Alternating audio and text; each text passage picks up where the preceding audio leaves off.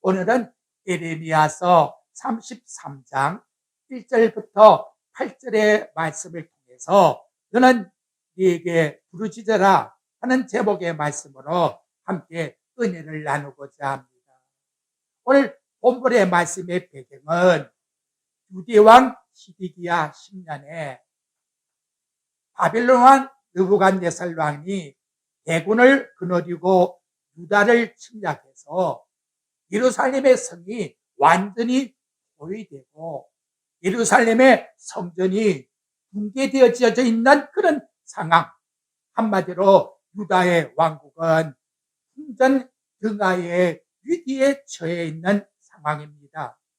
유대의 왕국을 인간의 생각으로 볼 때에 비극적이요, 또 희망이 전혀 없는 그러한 상태 속에 있습니다. 이럴 때에 선지자 예레미야가 나아가 예언을 합니다.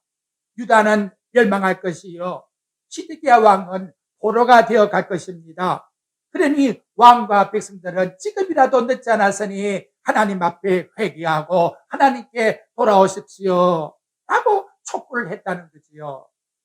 시드기야 왕이 당신이 포로가 되고 나라가 망한다고 선지자가 말하니 얼마나 마음이 불쾌하겠습니까?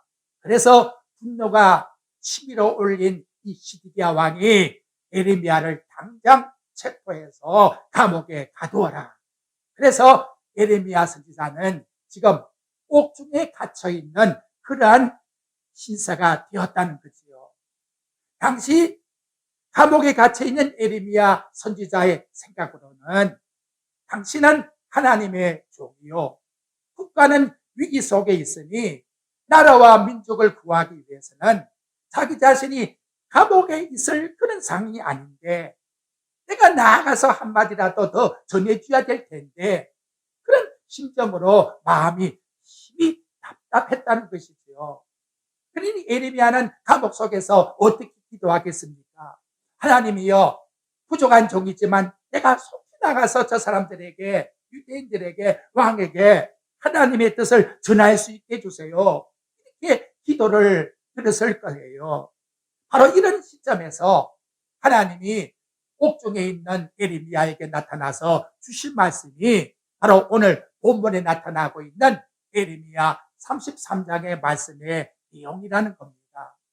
말씀의 본론에 들어가기 전에 먼저 놀라운 것은, 하나님은 나라가 풍전등화에 있고 성전이 붕괴되어서 무너져 있는 상황 속에서도 하나님이 택하신 예레미야에 대해서 하나님이 잊어버리지 않고 하나님께서 책임져 주시고 옥중에 있다 할지라도 챙겨주고 계시는 하나님이라는 거, 이것이 얼마나 올 이 시대에 우리에게 있어서 감동을 주고 위로를 주는 말씀입니까? 예레미야는 옥중에 홀로 있고 환경이 심히 어려운 상황 속에 처해 있다 할지라도 하나님은 저를 외면하지 아니하시고 하나님께서 예레미야에게 나타나서 붙들어주고 있다는 사실을 나와 여러분 생각한다면, 올 이 시대에 코로나 바이러스로 인하여 당신의 자녀들이 어려움이 있고 홀로 적정함 속에 여러분 지내고 있다 할지라도 하나님은 여러분을 절대로 잊어버리지 아니하시고 옥중에 있는 예레미야를 챙긴 것과 같이 나와 여러분을 끝까지 사랑하시고 챙겨주시는 좋으신 하나님이 되신다는 것을 먼저 이 시간 하나님 말씀을 통해서 꼭 믿으시기를 바랍니다. 그러면 하나님이 예레미야에게 나타나서 주실 말씀이 뭐냐? 바로 오늘 요절의 말씀, 예레미야 33장 2절의 말씀의 내용이에요. 우리 같이 한번 읽어봅시다. 시작.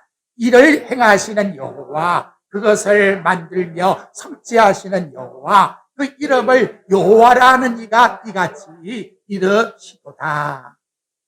하나님께서 감옥에 갇혀서 답답해하고 있는 예레미야에게 일러주는 말이 뭐냐? 그래, 내가 너 기도 소리 다 들었으니까 옥중에서 나가게 해주마. 그렇게 하나님께서 예레미야에게 말씀해 주는 것이 아니고, 너 나가서 일 안 해도 돼. 이 옥중에서 내게 그 다음 3절에 보니까 기도만 해라. 일을 하는 것은 네가 나가서 일하는 것이 아니고 얘가 하는 거야. 그러니까 착각하지 말고 너는 하나님 앞에 구하기만 하면 네가 지금 볼 때는 네가 생각대로는 답답해서 내가 나가서 해야 일이 될 줄로 그렇게 생각하고 있지만 그것이 아니란 하나님이 모든 일을 다 행하시니까 너는 하나님 앞에서 기도만 해다오.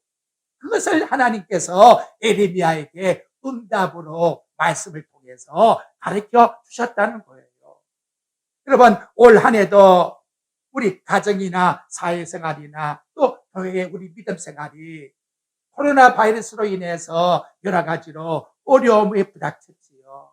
그래서 활동의 제한도 받고 또 암울한 삶 속에서 어찌 보면 가정에서 나오지도 못하고 갇혀있는 그런 신세, 마치 에레미야처럼 감옥에 갇혀서 나는 어떻게 하면 좋을까? 그래도 내가 나가서 활동을 하고 내가 무엇을 해야 일이 될 것인데 하고 아마 올 한 해 동안 나는 허송세월을 보냈구나 이렇게 생각할 수 있는 우리 마음이 될 수도 있습니다. 하지만 내게 아쉬움이 있고 내가 못했다고 해서 내 마음속에 뭔가 부족함이 있다고 생각할지 모르지만 하나님께서 오늘 우리들에게 들려주는 말씀을 통해서 생각해 보면 절대로 너희들이 하는 것이 아니야. 하나님께서 하시는 것이지 네가 한다고 생각하는 그 착각을 너는 버리라. 하나님의 뜻은 이렇게 우리들에게 말씀을 통해서 가르쳐주고 있다는 거죠. 그래서 첫째로 우리가 꼭 기억할 것은 하나님께서 세상의 모든 일을 행하시는 분이시다 하는 걸 우리들에게 첫 번째 말씀을 통해서 가르쳐주고 있습니다. 세상 살아가는 삶이 인간의 힘을 통해서 내가 세상을 살아가게 만드는 주인이 아니라 하나님께서 주인이 되셔서 우리 모든 인간의 삶과 계획을 이끌어 나가시는 분이라는 것을 우리는 늘 명심하셔야 된다는 거죠. 세상을 살아가다 보면 저부터라도 착각할 적이 있지요. 그래서 바쁜 가운데서 그래도 내가 해야 될 텐데 그런 착각을 가지고 살아가는 삶이 종종 있습니다. 마치 에레미야가 감옥에 갇혀서 그래도 내가 감옥에서 나가서 내가 하나님의 일을 해야 될 텐데 내가 나가서 나라를 살리는 구국운동을 하는 주인공이 돼야 될 텐데 내가 이 감옥에 갇혀 있으니까 어찌면 좋아. 인생이 이렇게 난 아무것도 못하고 있으니까 라고 신세 타령을 할 수 있는 그런 상황 속에 놓여 있을 수가 있다는 거지요. 그런데 그것이 하나님 앞에서는 인본주의라는 거야. 잘못되었다는 거예요. 네가 하는 것이 인생의 삶이 아니고 철저하게 모든 해답은 하나님이 이루신다는 것을 하나님 앞에서 고백드리기만 하면 나머지는 다 하나님이 이루어 나가신다는 것을 너는 이 하나님의 말씀을 통해서 항상 명심하고 기억하라고 우리들에게 나타내주고 있다는 것입니다. 근데 성경을 보게 되면 여러분, 에레미야만 그런 것이 아니고 우리만 그런 착각 생각 속에 한 번씩 빠지는 것이 아니라 성경의 위대한 인물들도 이런 상황이 너무나 자주 일어나고 있더라는 거예요. 그 대표적 인물이 바로 애굽에서 이스라엘 백성을 이끌어낸 모세였습니다. 나이 40세에 나아가서 이스라엘 백성을 구원시켜야 되겠다 하는 것이 마음에 생각이 됐어요. 나가보니까 이스라엘 사람과 애굽 사람이 서로 싸우고 있습니다. 모세는 유대인의 편을 들었어요. 그래서 그 애굽 사람을 죽여버렸어요. 마음의 열정은 좋은데 당신의 백성을 구원시키고자 하는 그 목적은 좋은데 그가 자기의 힘을 가지고 될 줄로 한 이것이 결국은 사람을 죽이는 결과가 되었다는 거죠. 착각이었다는 거죠. 그래서 40년을 광야에 나아가 목동 생활로 하고 80세가 되어서야 비로소 이스라엘의 지도자가 되었다는 거예요. 자주 말씀을 드립니다만 이스라엘의 열심을 가진 그 엘리야 선지자 보십시오. 기도했더니 3년 6개월 동안 비가 오지 않고 또다시 기도했더니 비가 땅에 쏟아지겠어요. 갈멜산에서 하나님 앞에 기도했더니 하늘에서 불을 내리게 해서 거기에 있는 거짓 선지자들을 850명이나 죽였던 그런 위대한 선지자였어요. 그런데 아합 이세벨이 바로 여기 나타나고 있는 엘리야에게 죽이겠다고 편지를 써서 보내니까 두려움과 절망에 빠져서, 그래서 열왕기상 19장 14절 말씀에 나가보게 되면 만군의 여호와 하나님이요, 내가 열심히 덕에서 하나님의 일을 하고 이제 나 혼자 홀로 남았나이다. 마치 자기 혼자서 열심히 하나님의 일을 한 줄로 생각을 하고 하나님께 기도했는데, 우리 하나님께서 이 엘리야에게 뭐라고 대답했느냐? 열왕기상 19장 18절 말씀에 보니까 너만 열심히 일한 게 아니야. 너와 똑같이 7,000명을 내가 지금 남겨놓고 우상 섬기지 않는 하나님의 백성들을 두고 있단다. 이렇게 엘리야 너 혼자만 일하는 것이 아니라 하나님은 너 외에도 많은 사람을 통해서 하나님이 일하신다는 것을 너는 생각해야 돼. 네가 주인공이 아니야. 하나님께서 모든 일을 이루시는 분이야. 성도 여러분, 내가 주인공이 아니에요. 우리는 하나님의 일을 행하는 도구에 불과한 것이요, 오늘 공부 말씀 같이 긍휼함을 입어서 하나님 백성으로 삼아서 하나님의 일을 할 수 있도록 은혜를 베풀어 주었다는 것을 절대로 잊지 말고 우리 마음속에 꼭 명심해야 합니다. 올해도 이제 2달을 남지 않았는데 이 시점에서 우리 꼭 명심할 것이 있어요. 그것은 뭐냐? 모든 일을 행할 때에 한 7, 80%를 행하게 되면 그때가 가장 어려운 시기랍니다. 올 한 해 동안도 지금이 가장 어려운 시기일지도 몰라요. 근데 우리 마음속에 들어오는 것은 올해는 코로나 바이러스로 인해서 올 한 해 동안 아무것도 못했구나. 답답해. 아이고, 내가 이렇게 어떻게 살아?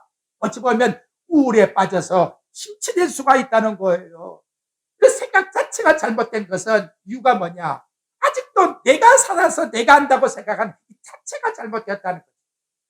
하나님이 우리에게 은혜를 주어서 올 한 해도 지금까지 살게 해준 것만 해도 하나님 정말로 감사합니다. 바로 이러한 마음을 가지고 우리 하나님 앞에 은혜로서 나가는 우리의 신앙생활이 꼭 계셔야 된다는 거예요. 이제 두 번째 말씀을 드리고자 하는 것은, 하나님께서 이를 성취하시는 분이라고 우리에게 말씀하고 있습니다. 하나님이 어떤 일을 성취하실까요? 그래서 저는 근본적인 문제를 생각해 보았습니다.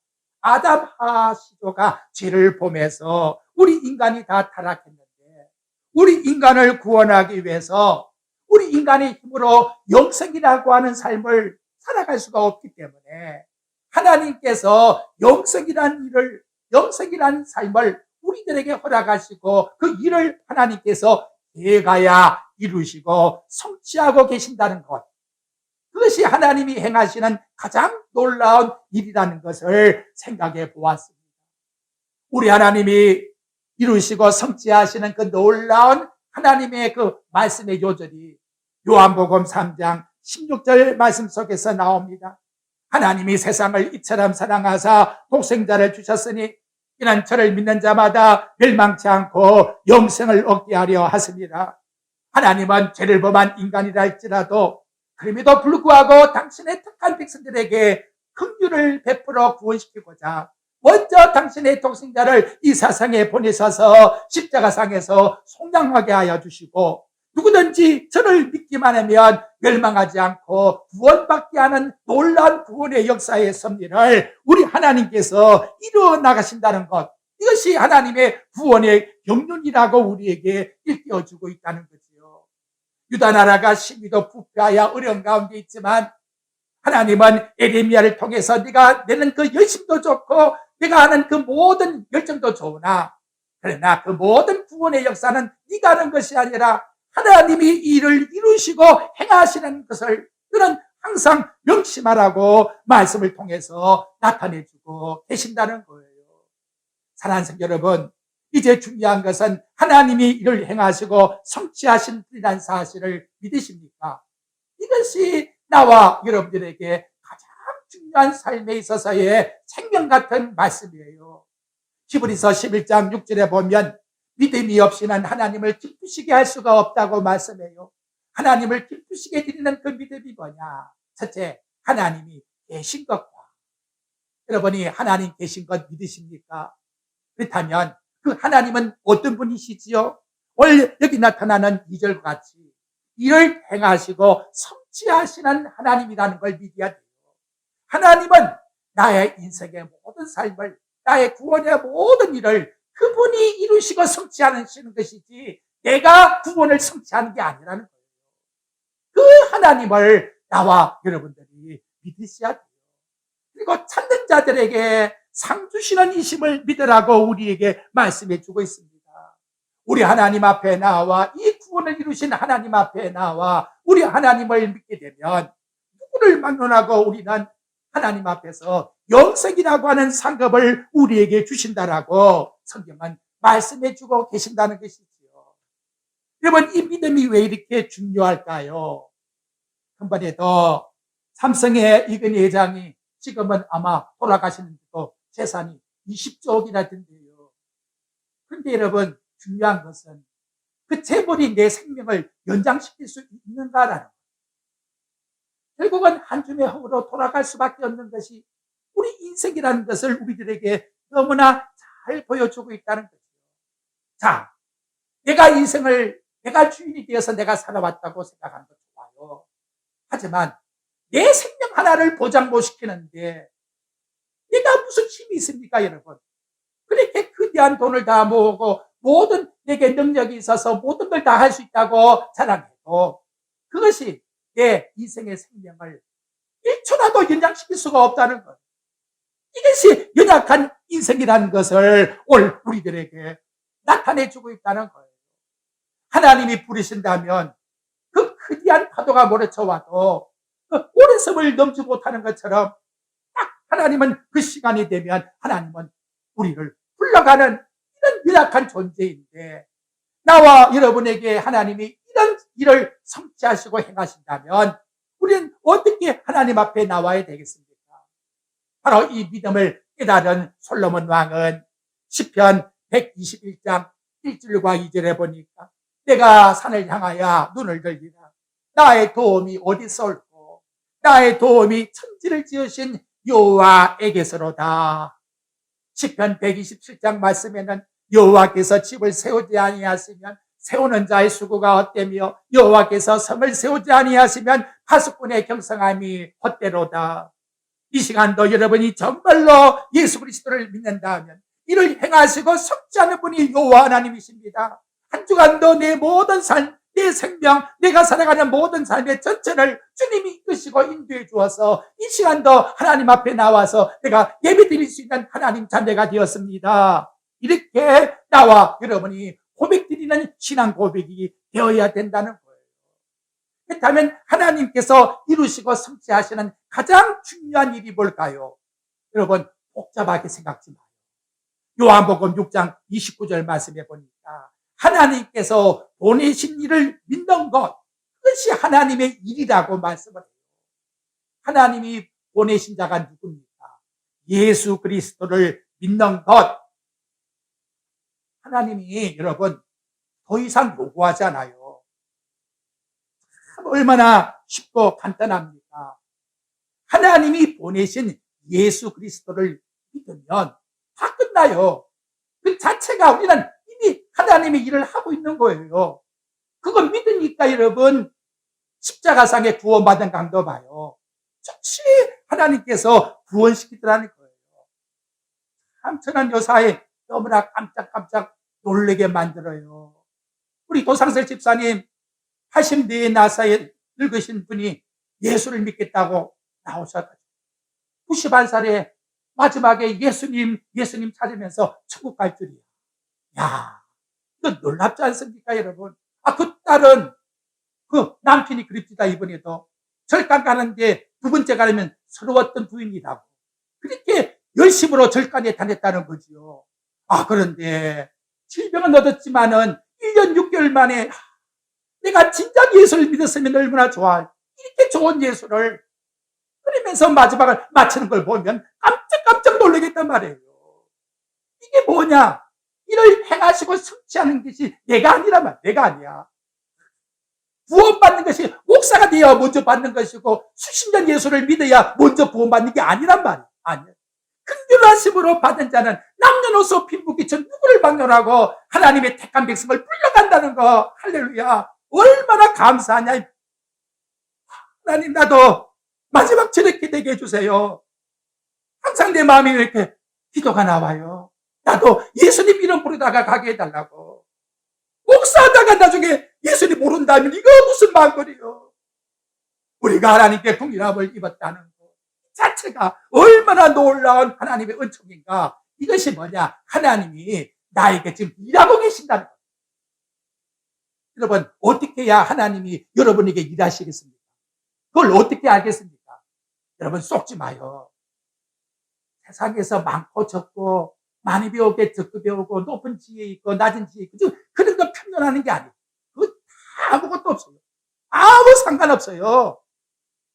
내게 있어서 지금 예수님이 나의 구세주라는 사실을 내가 믿고 있는 이 자체가 하나님이 여러분을 지금 구원받게 하는 일을 하고 계신다는 걸 믿으셔야 돼요. 이것이 하나님의 일입니다, 여러분. 이 일을 나와 여러분이 가지고서 살아간다면 더 이상 더 행복한 복이 없다는 거예요. 이걸 나와 여러분 우리 명심하면서 살아가셔야 돼요. 그렇다면 이제 우리가 할 일이 뭘까요? 하나님이 이와 같은 구원의 일을 이루고 성취해 나간다면 우리는 한 것 하나만 3절 봐요. 이것만 하면 돼. 너는 내게 뭐하라? 부르짖어라. 그러면 내가 뭐한다? 응답하겠고 네가 부르짖은 그 일을 내가 이루고 성취해 주마. 천지를 창조하신 하나님이 모든 일을 다 행하실 텐데 우리는 하나님 앞에 부르짖기만 하면 된다는 거죠. 네가 감옥에 있다 할지라도 너는 하나님 앞에 큰 일을 하고 있는 거야. 여러분, 코로나 바이러스로 인해서 나가지 못한다고 해도 또 비록 교회에 못 나온다 할지라도 여러분의 가정에서 하나님 앞에 나와 부르짖는 에르미야와 같은 기도로 하나님 앞에 구하신다면 이보다 더 큰 일이 없어요. 하나님이 그 기도 들으시고 하나님께서 그 기도대로 역사하신다면 이것이 하나님께서 우리에게 맡긴 뭐다? 사명이라고 이렇게 성경은 말씀해 주고 계십니다. 예레미야 히브리서 4장 16절 말씀에 보면 우리는 담대하게 은혜의 보좌 앞에 나갈 수 있는 특권을 받은 사람이에요. 특권. 여러분, 새가 날아가려면 하나님이 날개를 주었어요. 근데 새가 날 수도 있는데 뭘 안 한다? 날개를 안 치면 뭘 못해? 피상을 못해요. 날아갈 수가 없잖아요. 하나님이 우리들에게 이를 통해서 일을 행하려고 하시는데 하나님이 우리에게 요구하시는 건 뭐예요? 우리에게 있어서 기도라고 하는 호소를 하나님께 드리라고 성경은 말씀을 통해서 가르쳐주고 있다는 거예요. 이따금 여러분에게 말씀합니다만 에스겔 36장 36절부터 38절의 말씀의 내용에 보게 되면 하나님이 무너진 것을 하나님이 건축하시고 황폐된 자리에 다시금 심기해 주어서 하나님 전과 같이 풍성한 축복으로 채워주시겠다고 약속을 합니다. 그런데 37절에 뭐라고 했느냐? 그래도 이스라엘 족속이 이같이 자기들에게 이루어 주시기를 내게 구하여야 할지니라. 하나님이 모든 복을 주겠다고 다 약속하고 있다 할지라도 구하지 아니하면 하나님께서 이루어 나가지 않겠다는 거예요. 그러니까 하나님이 우리의 마음속에 뭘 줄까요? 기도의 소원을 주는 거예요. 기도의 소원을. 하나님께 구할 수 있는 소원을 성령을 통해서 우리에게 주신다는 거예요. 기도하는 자에게 이렇게 하나님께서 모든 것을 하나님이 이루어 나가시겠다고 약속하고 계신다는 것이지요. 그런데 이렇게 하는 이유가 뭐냐? 딱 한 가지가 있어요. 그게 에스겔 36장 38절에 보니까 그들이 나를 여호와인 줄 알리라. 여러분, 우리 모든 일을 행하고 내가 했다는 말을 하지 않게 하기 위해서 하나님께 구하고 하나님이 응답해 주셔서 결과적으로 응답받은 기도에 응답받은 자들이 이것이 다 하나님이 하신 것입니다. 하나님께 드리는 영광을 하나님이 받으시고자 이런 일을 행하신다고 성경은 우리에게 말씀해 주고 계신다는 거예요. 그래서 영국의 서펄젤 목사님이 하신 말씀이 있어요. 10년 근심하는 것보다도 10분 기도하는 것이 낫다. 여러분 명심하십시오. 10년 근심하는 것보다도 뭐 하는 게 낫다? 10분 기도하는 것이 낫다는 것이 하나님께서 우리에게 일러주는 말씀이에요. 다윗이 여러분 전쟁에 나가서 백전백승하는 그 비결을 한번 보십시오. 참 재미있습니다. 사무엘하 2장 1절부터 읽어보게 되면 다윗이 여호와께 여짜와 가로되 올라가리까? 전쟁을 하면서도 기도의 전쟁을 하고 있다는 거죠. 장사를 하면서도 기도의 장사를 하고 있습니까? 여러분 사업을 하면서도 기도의 사업을 하고 있습니까? 기도가 빠지게 되면 의미가 없어요. 우리 삶에 의미가 없어요. 핵심이 하나님과의 교제이기 때문에 다윗은 지금 그런 삶을 살아요. 전쟁에 나가서 지금 활쏘기도 바쁘고 칼로 치기도 바쁜데 그거 다 무시하고 하나님 올라가리까요? 기도로서 묻고 있어요. 그 다음 또 말하기를 하나님이 올라가라고 하니까 어디로 가릴까요? 올라가라는 것도 결제를 받고 어디에 가야 된다고 하는 목적지도 결제를 받고 하나님 오늘 내가 어떤 일을 할까요?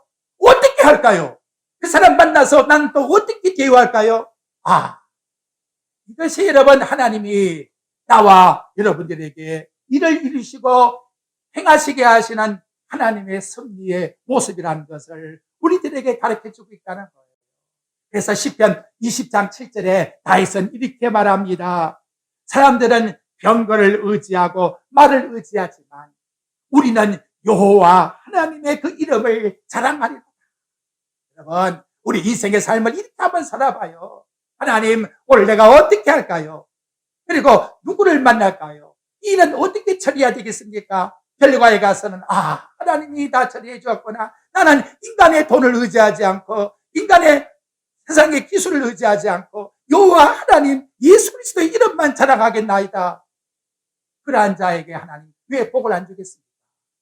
그렇게 살아가는 삶을 살게 하기 위해서 오늘 예레미야에게도 네가 하는 것이 아니라 여호와 하나님이 행하신다는 것을 굳게 믿고 나는 하나님 앞에 기도해라. 이렇게 오늘 말씀을 통해서 하나님이 해답을 가르쳐주고 있다는 거죠. 이유는 솔로몬은 알았어요. 잠언 16장 9절에 보니까 사람이 마음으로 자기 길을 계획할지라도 그 걸음을 인도하시는 분은 누구시다? 여호와 하나님이시다. 그 뒤에 나가면 더 재밌는 것이 사람이 제비를 뽑아도 그 제비의 성취함이 하나님께 있는 그 정도로 세밀하게 간섭하신 하나님, 일을 이루시는 하나님이라는 것을 나와 여러분이 굳게 믿고 나가셔야 돼요. 바로 이러한 자에게 주시는 축복을 봅시다, 여러분. 33장 6절 한번 보십시오. 그러나 보라, 내 이 성읍을 치료하며 고쳐 낫게 하고. 하나님이 이러한 믿음을 가지고 나오는 자에게 고쳐주고 또한 낫게 해주겠다고 이와 같이 약속하십니다. 여러분, 고쳐주는 것, 질병에서 고쳐주는 분도 누가? 여호와 하나님이 하셔야 돼요. 상처를 싸며 낫게 해주는 분도 누가? 여호와 하나님이 행하셔야 돼요. 살리기도 하시고 죽이기도 하시고 높이기도 하시고 낮아지기도 하시고 흥하기도 하시고 가난하기도 하시는 분이 누구다? 여호와 하나님이 행하셨다는 것을 솔직히 여러분, 이 예수 믿는 사람 하나님 앞에 계산이 똑발라야 돼요. 어정쭉쭉하면 안 되는 거예요. 그래도 내가 1%라도 그 속에 내가 들어가 있다면 하나님 원하지 않아요. 원치 않습니다. 오늘 말씀같이 하나님이 고쳐주신다. 딱 마침표를 찍고 더 이상 열을 남기면 안 돼요. 이것이 하나님이 하시는 일이라는 것이지요. 다음 뭐라고 합니까, 여러분? 회복시켜 주겠다는 거예요. 7절. 내가 유다의 포로와 이스라엘의 포로를 돌아오게 해서 그들을 처음같이 구한다. 세우겠다. 이게 재건이라는 뜻이죠. 다시 세워준다는 거예요. 망했다 해도 흥하게 해주시겠다는 거예요. 없어졌다 해도 다시금 하나님께서 모든 것을 채워주시겠다는 거죠. 이 놀라운 축복을 우리 하나님께서 주시겠다고 우리들에게 약속해 주고 있다는 거죠. 사랑하는 성도 여러분, 이 놀라운 영적 부흥의 역사가 오늘 여러분의 삶 속에서 예수 그리스도 이름을 통해서 다시 흥해지기를 주의 이름으로 축복드립니다.